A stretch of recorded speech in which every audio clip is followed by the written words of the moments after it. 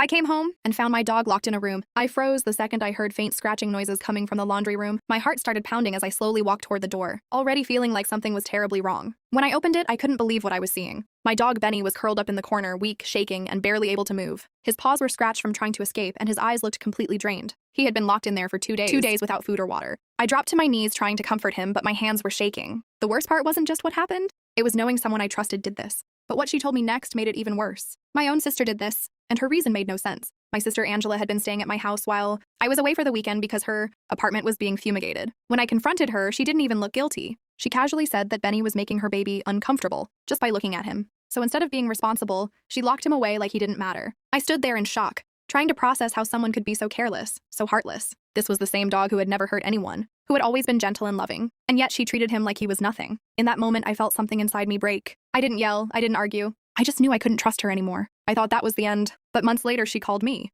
Months later, she asked me for a favor like nothing happened. I cut her off completely after that day. I took Benny to the vet, made sure he recovered, and tried to move on with my life. Then out of nowhere, months later, my phone rang. And it was her. She started talking like nothing had ever happened, like we were still on good terms. And then she asked me if I could babysit her son twice a week because she was going back to work. I couldn't believe what I was hearing. After everything she did, she really thought I would help her. When I refused, she got angry and called me cruel, saying I was overreacting over something small. But to me, it was never small. It showed exactly who she was. And that's when I realized something I'll never forget. Just because someone is family doesn't mean they deserve a place in your life.